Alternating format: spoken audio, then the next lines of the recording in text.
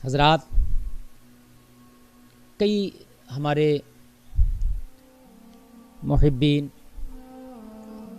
اور کئی وہ لوگ جو نیٹ کے دوارا ہمیں سنتے ہیں، وہ بار بار فون کر کے یہ بولے اور کہا، میں نے بھی ضرورت محسوس کی کہ حضرت رمضان شریف میں کون سے عمل زیادہ کرنا چاہیے کہ جن سے ہمیں زیادہ سے زیادہ فائدہ ہو؟ کیا کام ایسا ہے رمضان شریف میں جو ہمیں زیادہ سے زیادہ کرنا چاہیے جن سے ہمیں فائدہ ہو؟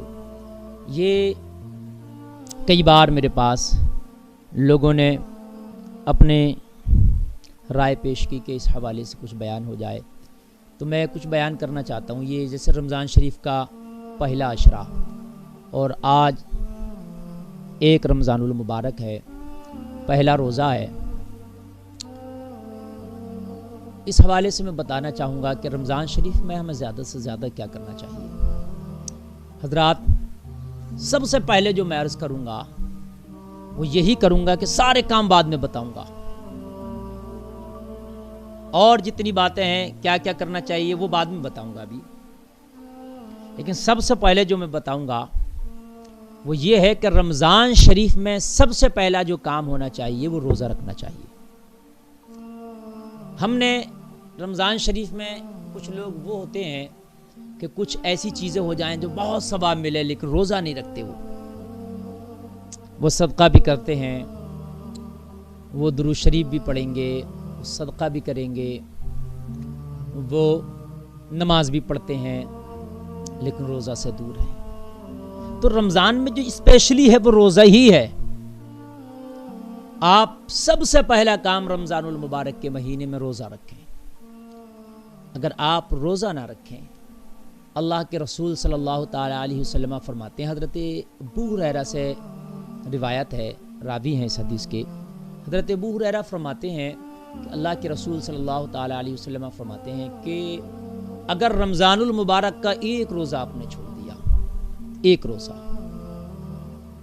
اور آپ اس روزے کے بدلے میں پوری زندگی روزہ رکھتے رہیں، چاہے آپ کی زندگی کتنی بھی لمبی کیوں نہ ہو جائے، چاہے آپ 100 سال کیوں نہ جی جائیں، چاہے 1000 سال کیوں نہ جی جائیں، لیکن اس ایک روزے کا بدلہ نہیں ہو سکتا جو رمضان شریف کے مہینے میں آپ نے چھوڑا ہے۔ یہ وہ برکت والا مہینہ ہے۔ یہ رمضان شریف ایسے ہی نہیں برکت والا ہو گیا۔ آپ روزہ چھوڑیں، اعتکاف میں لگ جائیں، اعتکاف میں بیٹھ جائیں تو پھر آپ اس کے مکمل فائدے حاصل نہ کر سکیں۔ آپ روزہ چھوڑیں، آپ نمازیں بھی پڑھیں، آپ رمضان شریف سے مکمل برکتیں حاصل نہ کر سکیں۔ آپ روزہ چھوڑیں رمضان المبارک میں، آپ صدقہ کریں، آپ اس کی مکمل برکتیں حاصل نہ کر سکیں۔ سب سے پہلے میں گزارش کروں گا کہ روزہ رکھیں۔ ہماری عوام کتنی 30 سے 40% ایسی ہماری مسلم عوام ہے جو شاید روزہ رکھتی ہو، جو میں نے سروے کیا ہے، ہو سکتا ہے میرا سروے یہ غلط بھی ہو، لیکن میں نے جو سروے کیا اپنے علاقے اور اطراف میں جا کر جو میں دیکھتا ہوں، شاید 30 سے 40% عوام ہماری ہے جو روزہ رکھتی ہے۔ اس سے کم و زیادہ بھی کہیں ہو سکتا ہے، باقی ہماری 60 سے 70% عوام ایسی ہے جو روزہ ہی نہیں رکھتی۔ بہت سے لوگ کہتے ہیں ہم کام کرتے ہیں، میاں جی ہم کام میں روزہ نہیں رکھ سکتے۔ یار تو کام کرتا ہے اور روزہ چھوڑ دیتا ہے، تو تھوڑا سا کام کم کر لے لیکن روزہ نہ چھوڑ۔ یہ بھی تیرا ایک کام ہے، یہ تیری روح کی غذا ہے۔ تو اپنے جسم کی غذا کے لیے رات و دن محنت کرتا ہے، مشقت کرتا ہے، پسینہ بہاتا ہے کہ میرے جسم کی غذا کا انتظام ہو جائے۔ تیری جسم کی غذا کا انتظام کا وعدہ تو اللہ نے کیا ہے، ان اللہ یرزق من یشاء بغیر حساب نحن نرزقکم وایاہم۔ اللہ کئی جگہ قرآن میں تمہارے رزق کے وعدے فرما رہا ہے، ہم تمہیں بھی رزق دے رہے ہیں، تمہاری نسلوں کو بھی رزق دے رہے ہیں، تو تم پسینہ بہاؤ اور روزہ چھوڑو تب بھی تمہیں رزق ملنا ہے۔ یارا تم روزہ رکھ لو، آپ تھوڑا کام کم کر لو۔ یہی تو ہو سکتا ہے جہاں پر آپ 500 کا کام کر رہے ہیں وہاں پر آپ 300 کا کام کر لو، لیکن روزہ نہ چھوڑیں۔ یہ تیری روح کی غذا کا انتظام ہے۔ تیری روح بھوکی ہے، تیری روح خالی ہے، تیری روح کمزور ہے۔ اس روح کو طاقتور کرنا چاہتا ہے، اس روح کو اگر تو غذا پہنچانا چاہتا ہے تو پھر یہ جو رمضان شریف کا مقدس مہینہ ہے اس میں روزہ رکھ، اس میں روزہ نہ چھوڑے۔ میں گزارش کروں گا، آج پہلا ہی روزہ ہے، کہ میرے بھائی میری بہنیں میری اس آواز کو سن رہے ہیں تو رمضان شریف میں سارے کام بعد میں ہوں گے، پہلے روزہ لازمی ہے، اس لیے کہ پتہ نہیں اگلا رمضان کا مہینہ آئے یا اس سے پہلے ہم انتقال کر جائیں۔ 1 سال کا بیچ میں گیپ ہے، اس رمضان سے اگلے رمضان تک 1 سال کا وقفہ ہے۔ انسان کو ایک سانس کا پتہ نہیں تو پھر 1 سال کا پتہ کہاں سے رہے گا؟ اس لیے معزز خواتین و حضرات، روزے کا اہتمام کریں۔ آپ غریب ہیں تب بھی روزہ رکھیں۔ اللہ کے رسول صلی اللہ تعالی علیہ وسلم کی زندگی دیکھیں، مقدس صحابہ کی زندگی دیکھیں، ایک کھجور کھا کر کے روزہ رکھ لیا کرتے تھے، شام کو کھجور کھایا، پانی پر افطار کر لیا۔ یہ میرے آقا کی زندگی، میرے نبی کے غلاموں کی زندگی تھی۔ یارا تم کتنے بھی غریب کیوں نہ ہو، لیکن ایک وقت کے تو کھانا تمہارے گھر میں میسر ہے، شام کو افطار بھی تمہارے یہاں میسر ہے۔ میرے آقا تو بسا اوقات کبھی ایک کھجور پر اور کبھی پانی سے بھی افطار کیا کرتے تھے۔ میرے نبی کی سنت بھی کھجور سے افطار کرنا ہے۔ حضرات، روزہ آپ ہرگز نہ چھوڑیں۔ بہت سے لوگ سوچتے ہیں، ہلکے میں لے لیتے ہیں اس رمضان المبارک کو کہ نہیں میاں ہم نے شروع کا ایک روزہ رکھ لیں گے اور بیچ کا ایک روزہ اور ایک الوداع جمعہ کا روزہ رکھ لیں گے۔ نہیں یارا، ہر روزہ فرض ہے، مکمل مہینے کا روزہ فرض ہے۔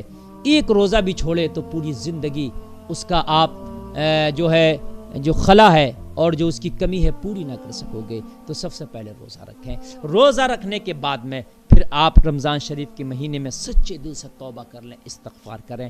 اللہ اس میں رحمتوں کے دروازوں کو کھول دیتا ہے، اللہ شیاطین کو قید میں ڈال دیتا ہے اپنی، اور اس مبارک مہینے میں اللہ جہنم کے دروازوں کو بند کر دیتا ہے، مسلمانوں تمہارے اوپر جنت کے دروازوں کو کھول دیتا ہے۔ تو آپ توبہ کریں، اور توبہ کرنے کے بعد میں وہ توبہ ایسی ہو توبۃ نصوحہ کے مصداق بن جائیں۔ اللہ جس توبہ کے حوالے سے قرآن میں فرماتا، یا ایھا الذین آمنوا توبوا الی اللہ توبۃ نصوحہ، پکی اور سچی توبہ کریں اللہ کی بارگاہ میں، پھر کبھی گناہوں کی طرف نہ پلٹیں، پھر ان برائیوں کی طرف نہ پلٹیں، پھر اس گندے معاشرے کی طرف نہ پلٹیں کہ جو برائیاں اور جو گندگیاں ہمارے معاشرے میں ہیں۔ حضرات سچے دل سے توبہ کریں، اس کے بعد میں رمضان شریف کے مہینے میں جو کام کرے گا رب کی بارگاہ میں 70 گنا بڑھا کر تیرے اس عمل کو قبول کیا جائے گا۔ پھر اس میں آپ قرآن شریف کی زیادہ سے زیادہ تلاوت کریں، آپ بھوکوں کو بلکہ روزہ داروں کا افطار کرائیں۔ بھوکوں کو کھانا کھلانا تو عام دنوں میں بھی ثواب ہے، لیکن افطار کرائیں۔ کسی غریب کے گھر میں سحری کا انتظام کرا دیں، کسی غریب کے گھر میں افطار کا انتظام کرا دیں۔ عام طریقے سے جو افطار پارٹیاں ہوتی ہیں اور وہ بڑے کیمروں کے سامنے اور میڈیا کے سامنے ہوتی ہیں، اس سے گریز کریں۔ آپ کسی غریب فیملی کو دیکھیں جو روزہ رکھتی ہو، اور وہ غریب فیملی اس قابل نہیں ہے جو اچھے سے افطار اور سحر کا انتظام کر سکے، اس کے گھر میں افطار اور سحر کا انتظام کرا دیں۔ صدقہ زیادہ سے زیادہ کریں، صدقہ بیماریوں کو ٹال دیتا ہے، بلاؤں کو ٹال دیتا ہے۔ اس کے بعد میں نے آپ سے تلاوت قرآن کے لیے کہا، تلاوت قرآن، نماز تراویح ادا کریں، تراویح میں قرآن شریف کا اہتمام کریں، قرآن شریف کی تلاوت کریں، قرآن شریف نماز تراویح میں سنیں۔ اور رمضان المبارک میں دیکھیے زکوٰۃ تو سال میں ایک بار نکالنا ہوتی ہے، لیکن ایسا نظام بنائیں کہ رمضان میں آپ زکوٰۃ نکالیں۔ سال میں ایک بار نکالتے ہیں نا، تو رمضان شریف میں نکالیں۔ آپ ہر سال رمضان شریف میں اپنے پورے مال کا حساب لگائیں، اور حساب لگانے کے بعد میں رمضان کے مہینے میں آپ زکوٰۃ بھی نکالیں۔ اس میں غریبوں کا بھی بھلا ہوگا، اس میں یتیموں کا بھی بھلا ہوگا، اس میں بے سہاروں کا بھی بھلا ہوگا۔